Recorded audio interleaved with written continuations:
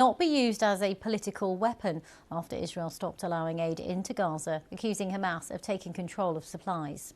Earlier, the US and Israel rejected a plan for a post-war Gaza, a plan which had been approved by Arab leaders. Well, under the Egypt-led proposal, Gaza would be temporarily governed by a committee of independent experts, and the more than 2 million Palestinians living there would be able to remain there. It was seen as an alternative to President Trump's highly controversial plan to, quote, clean up the territory and turn it into what he's described as the Gaza Riviera.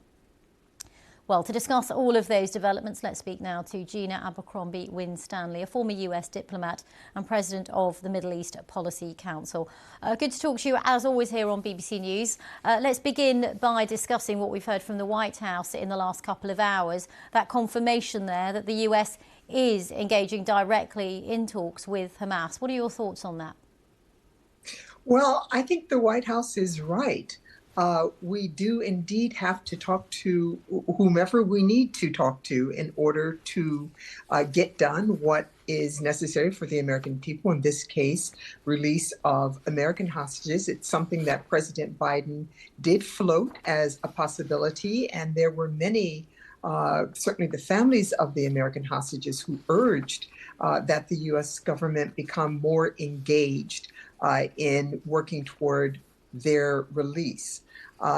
It is, we don't believe in paying ransoms. We don't believe in speaking to terrorist organizations, but the record would show that governments often have to make compromises in order to get done what needs to get done. Friends don't need to make peace. Friends don't need to negotiate. It is enemies that have to do this. So it is a logical step forward, one that has been considered in the past. And this administration has done it. Logical, but not typical. So why now, Gina? Well, as I said, the Biden administration, President Biden, did float the idea of having separate talks to get the American hostages released. President Trump has continued to show himself as acting, if not thinking, outside of the box. These are American citizens, and you have to deal with those who can make the changes. In this case, that is Hamas. And let's talk about some of the other developments relating to the Middle East as well. Of course, that aid blockade, which continues, and of course, the question marks that are remaining over the ceasefire. Yeah. Well, certainly the aid blockade, the world, the United States have spoken out against. It is, of course, against international humanitarian law. There are those who will argue it goes as far as a war crime, although there is a ceasefire in place right now. It is completely unacceptable, and people will continue to need to speak out on this. Aid should not be used as a weapon of war. If international law has any meaning, then we have to stand by this.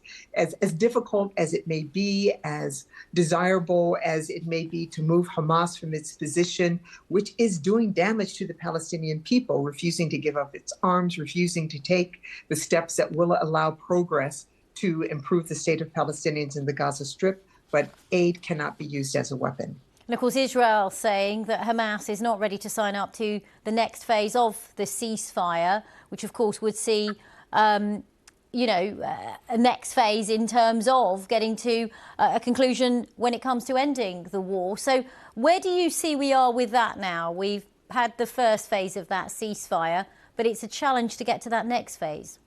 Yeah, we all knew from the beginning that it was going to be a challenge to get to the next phase, that it was likely not to happen, and then we would be exactly where we find ourselves. Both sides have goals that are absolutely unacceptable to the other side. The Hamas, of course, is saying that it's ready to have negotiations, which would continue this ceasefire.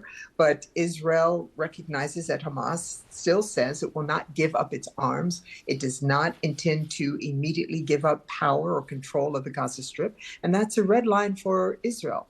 The requirement that Hamas leave and give up control is a red line for Hamas. And so we are at this impasse. Presumably, hopefully, there have been conversations ongoing all the time during the first phase, as those who were supporting these negotiations understood we were going to come to this day. This proposal to continue the ceasefire was a way of getting past it, but of course, that means Hamas loses all of its leverage. If it continues in the ceasefire, continues to release hostages, then of course at the end, then Israel is going to start the war again, and there we are. So Hamas's position from their perspective, of course, makes sense. The United States is trying to find another way to get more hostages out at this point. Okay, thank you so much, Gina Abercrombie-Winstanley, President of the Middle East Policy Council, for sharing your thoughts on that story. President Emerita, thank you.